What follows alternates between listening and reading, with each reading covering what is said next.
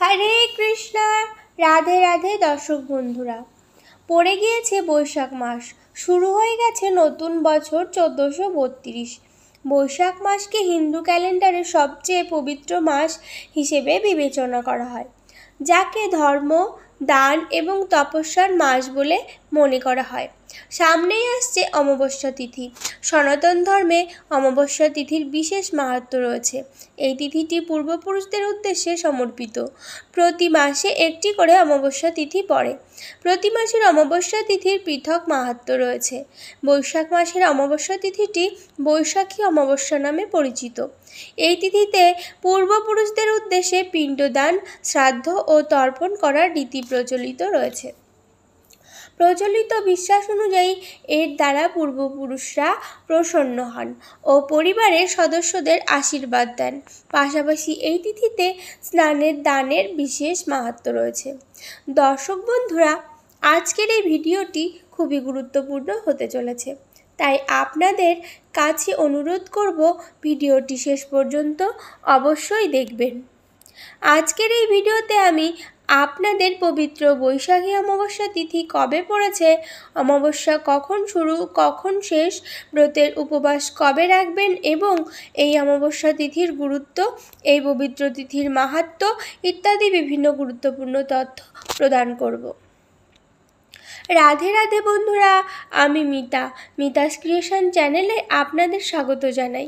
বন্ধুরা, আশা করি গোবিন্দের কৃপায় আপনারা সকলে খুব ভালো আছেন। বন্ধু, আপনি যদি চ্যানেলে নতুন হন তাহলে চ্যানেলটিকে সাবস্ক্রাইব করে পাশে থাকা বেল আইকনটি ক্লিক করে যাবেন। আর ভিডিওটি ভালো লাগলে লাইক করবেন আর কমেন্টে লিখবেন জয় রাধা গোবিন্দের জয়, জয় মহাদেবের জয়, এবং ভিডিওটি আপনার পরিচিত বন্ধুবান্ধব ও আত্মীয় স্বজনদের উদ্দেশ্যে শেয়ার করবেন। আর আজকের ভিডিওটি খুবই গুরুত্বপূর্ণ হতে চলেছে, তাই দর্শক বন্ধুরা ভিডিওটি অবশ্যই শেষ পর্যন্ত দেখবেন।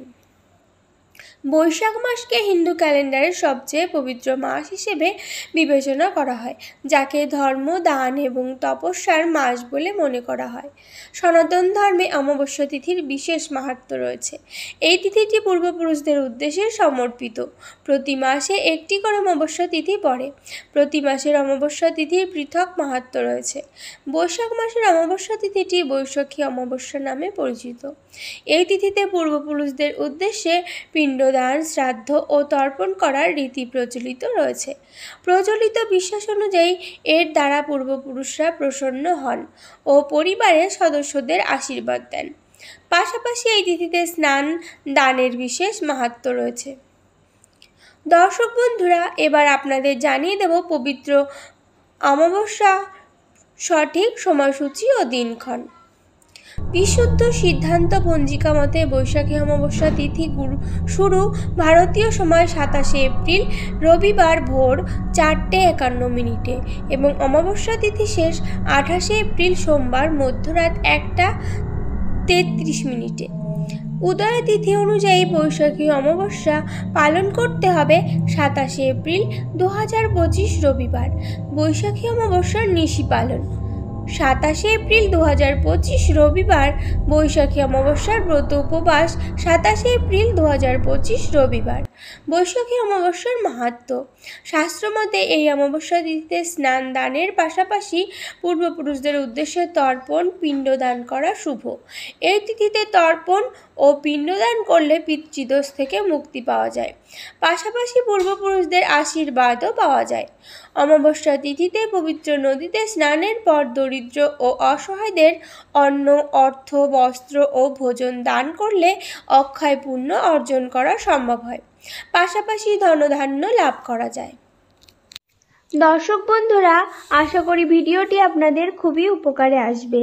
আর ভিডিওটি ভালো লাগলে লাইক করবেন আর কমেন্টে লিখবেন জয় রাধা গোবিন্দের জয়, এবং ভিডিওটি আপনার পরিচিত বন্ধু বান্ধব ও আত্মীয় স্বজনদের উদ্দেশ্যে শেয়ার করবেন। সকলেই ভালো থাকুন এবং সুস্থ থাকুন, এই কামনা রেখে আজকে এখানেই শেষ করলাম। নমস্কার, ধন্যবাদ। ঈশ্বর আপনার মঙ্গল করুক। জয় শ্রীকৃষ্ণ। রাধে রাধে।